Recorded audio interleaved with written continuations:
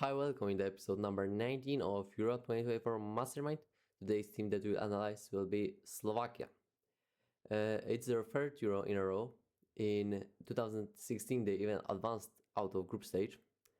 And their history is not very huge because in the past they were playing as a Czechoslovakia. They only advanced as a Slovakia to one World Cup. It was in 2010, and they also advanced out of group stage. I think that group advancement from group is their goal for this Euro. Their coach is Francesco Calzona. He's 5 years old, and it's interesting that since 2018, he started his career, and he was only assistant manager in every team for like 14 years. But he got the job at Slovakia. He qualified for Euro. But in February, Napoli had problems with results and coaches. And he became a coach of Napoli. For the rest of the season 23-24.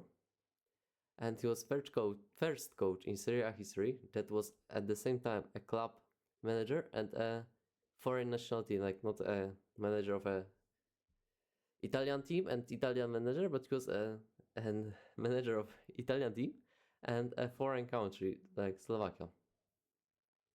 This was unbelievable. If I didn't record this video, I wouldn't know it. But if you would also have not known this if you didn't watch this video. The first 11. Dubravka had a great season in Newcastle because Nick Pope was injured and he got a lot of minutes to play, but he was useful. He got his job done. In defense, screeneries, of course. The players in defense are also pretty damn okay because they are like top 5. Pekarik from Hertha Berlin is second Bundesliga, but he played a lot of seasons in Hertha in first Bundesliga, so he is great. Hanko from Feyenoord and Gyomber from Salernitana. That's interesting. This line is consists of players that are in pretty damn good clubs. Lobotka will be, of course, a defensive midfielder, defensive support to everyone. Audrey Duda will be a creative player, creative offensive player. Plays in Hellas Verona, and Bero plays in Bochum, so that's also good. Their offense, they're also playing in top 5. There are a lot of players that play in top 5 leagues, and there are also, as usual, there are some clubs that like them. Feyenoord has 2 players from Slovakia. Hellas Verona has 2 players from Slovakia. There's a lot of players that play in top 5, but there are also some players that play in their home country. First key player will be Milan Skriniar. And this season he got transferred from Inter Milano to PSG. And he's not very crucial nowadays because there are games where Beraldo, like 19 years old, was favorite of Luis Enrique to play in first 11 because he didn't play much. He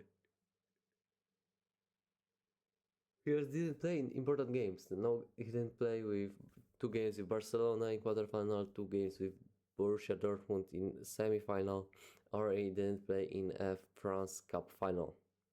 But also was a bit injured this season. But I think that PSG knew that he likes injuries. He'll be a leader of the team, of the defensive line. He'll play with a very hard, decisive style. He will fight for the win. Second player that I picked is Stanislav Lobotka, midfield fighter. He'll be first to interrupt opponent's attacks.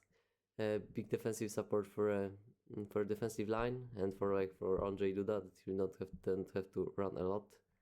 But Lobotka doesn't help a lot in offense, so he just stays at the half of the pitch and waits for the balls. He played every game of Napoli in Serie A and in Champions League every time he was on the pitch. That's a lot. He's like an incredible warrior, soldier of the coaches everywhere. Napoli changed coaches 3 times this season, and Lobotka was also always in the first 11, or like from the bench. My predictions for them is they will have third place, but with advancement, I think, because they will win with Romania and they can draw with Ukraine. So then they will have 4 points, and 4 points like you for sure advance from third spot. So then they will play with first from group C or B. So it will be Spain or England, so they will lose, but they will have their aim reached because they advanced out of group. Thank you for watching.